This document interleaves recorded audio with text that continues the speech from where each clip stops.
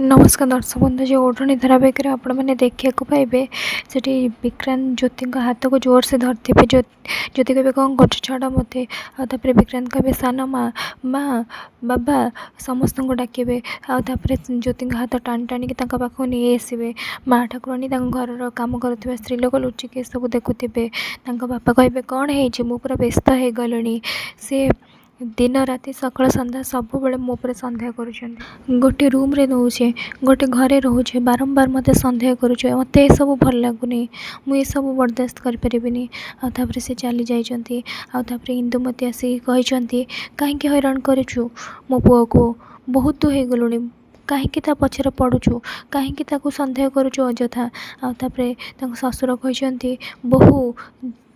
तू ये सब जहाँ करुचु मो पुओ विरक्त हो मत सब जमा पसंद नुहे इंदुमती कहते भल कि शुण मो पुओ जब थे स्थिर करे ना घर छाड़ी जावाई से पछक फेरेनी तो मनरे जदि आशंका अच्छे ताले दूरे दे सब भूली जा तापर ज्योति कहे देखु सॉरी सॉरी मुझे केवे भी करी मोर भूल हो जाए से दौड़ी विक्रांत को देखापी चली जाती से लुचिकी देखी विक्रांत लेंबू खाई डॉक्टर को पचारि कि पेसेंट जदि मेडिसिन न खाती ताहले ताको काबूरे रखापी किसी घरोई चिकित्सा अच्छी कि डॉक्टर कहते हाँ अच्छी जदि तांको लेंबू चटई दे पार ताहले से शांत होइजिबे आ से लेंबू चटा को देखिए से कन्फर्म हो जे ये चोरा हबिलदार नथिबे विक्रांत ही थे आउे से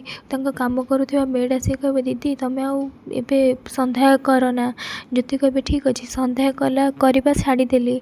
कहीं एवं सन्देह कर एबे पूरा मत विश्वास अच्छे सी मो चोर हबिलदार नुह सी हूँ विक्रांत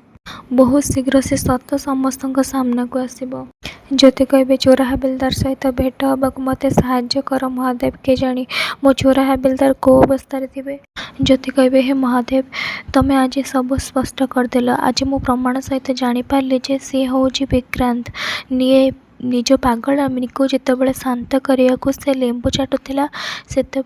ही मो सन्देह विश्वास रे बदली गला एबे तमें मत साथ दियो महादेव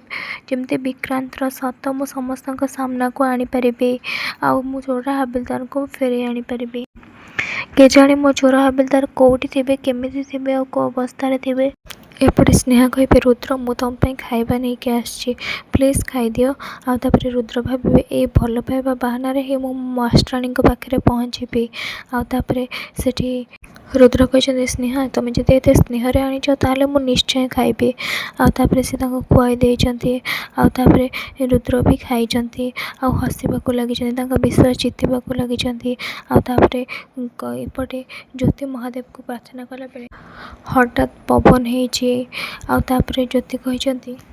चोरा हबिलदार को मो पाखक भलरे भलरे फेरे आण महादेव फेरे आने को हम तुमको महादेव आउ जो जाए मो चोरा हबिलदार फेरिकी आसी ना से जाए मो उपास रही जेबे जाए मो चोरा हबिलदार मत मिल जाई ना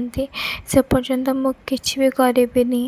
आउ एबे मो चोरा हबिलदार का हाथ ही अन्न ग्रहण करी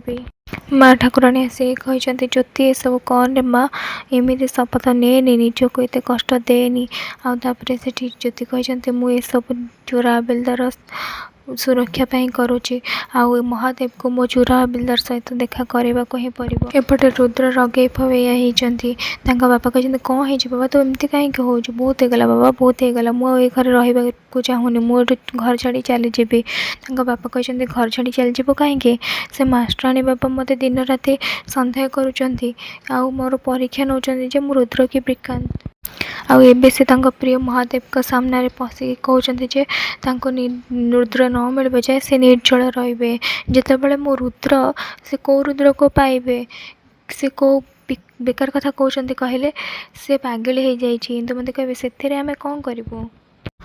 बापा तत्ता बुझा हम कहीं सी तो स्त्री बाबा मो पाखे गोटे उपाय अच्छी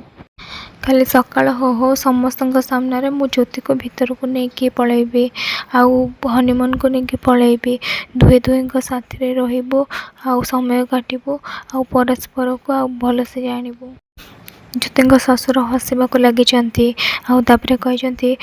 ବାବା ଜ୍ୟୋତିକୁ ଯିବାକୁ ପଡ଼ିବ ଆଉ କାଲି ସକାଳେ ମୁଁ ମାଷ୍ଟରାଣୀଙ୍କ ସହିତ ବହୁତ ଦୂରକୁ ଚାଲିଯିବି ବହୁତ ଦୂରକୁ। ଗୋଟେ ରୁଦ୍ର ସ୍ନେହାଙ୍କ ହାତ ଧରିବେ କହିବେ ତମେ ମୋର ଏତେ ଧ୍ୟାନ ରଖୁଛ ଏ କଥା ମୁଁ ସତରେ ବୁଝିପାରିନଥିଲି। ସ୍ନେହା କହିବେ ତମେ ସତ କଥା କହୁଛ ରୁଦ୍ର, ତମେ କ'ଣ ସତରେ ଜ୍ୟୋତିକୁ ଭୁଲି ଯାଇକି ମୋତେ ଆପଣେଇ ନେବାକୁ ଚାହୁଁଛ? ଆଉ ତାପରେ ସେଠି ରୁଦ୍ର କହିବେ ସତ କହିବାକୁ ଗଲେ ସ୍ନେହା ମୁଁ ନା ଆମେ ଦୁହେଁ ସାଥି ହେଇକି ରହିବା ଦରକାର, ସାଥି ହେଇକି ରହିଲେ ପରସ୍ପରକୁ ଭଲ ଭାବରେ ବୁଝିପାରିବା ଆଉ ଆମକୁ ଆମ ସମ୍ପର୍କ ପାଇଁ ଆଉ ଗୋଟେ ସୁଯୋଗ ଦେବା ଉଚିତ। ସ୍ନେହା କହିବେ ରୁଦ୍ର ତମେ ସତ କହୁଛ ନା ଇଏ ତମର ନୂଆ ଚାଲ? ଆଉ ତାପରେ ରୁଦ୍ର କହିବେ ନାଇଁ ସ୍ନେହା ଏଇଟା ମୋର କୌଣସି ପ୍ଲାନ୍ ନୁହଁ, ମୁଁ ସତରେ ବଦଳି ଯାଇଛି। ତମେ ଆଉ ମୁଁ ଏଠୁ ବହୁତ ଦୂରକୁ ଚାଲିଯିବା, ବହୁତ ବହୁତ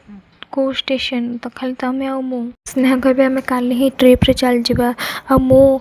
ସେ ବନ୍ଦୋବସ୍ତ କରିଦେବି ଆଉ ତମକୁ କିନ୍ତୁ ସେ ପର୍ଯ୍ୟନ୍ତ ବନ୍ଧା ହେଇକି ରହିବାକୁ ପଡ଼ିବ। ଆଉ ତାପରେ ରୁଦ୍ର କହିବେ କିଛି କଥା ନାହିଁ ସ୍ନେହା, ତମକୁ ବିଶ୍ୱାସ ନ ହେବା ଯାଏ ମୁଁ ଏମିତି ବନ୍ଧା ହେଇକି ରହିଥିବି। ଆଉ ତାପରେ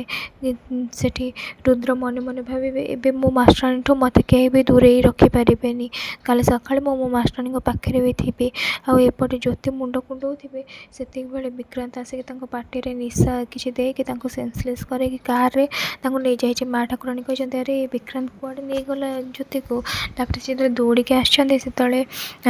ବିକ୍ରାନ୍ତର ବାପା ଡୋର୍ ବନ୍ଦ କରିଦେଇଛି, କହିଛି କୁଏ ବି ଯାଇପାରିବେନି, ମୋ ପୁଅ ବୋଉ ସେ ତାଙ୍କର ଯାଇଛନ୍ତି ବୁଲାବୁଲି ଟାଇମ୍ ସ୍ପେଣ୍ଡ କରିବାକୁ। ତ ସେ ଯିଏ ବି ହଉ ସେ ବିକ୍ରାନ୍ତ ହଉ କି ରୁଦ୍ର ହଉ ସେସବୁ କଥାରେ ଧନ୍ଦି ହେଇଗଲି ମୁଁ ଆଉ ସେ ମୋ ପୁଅ ବୋଉଙ୍କୁ କେହି ବି ଡିଷ୍ଟର୍ବ କରିବେ।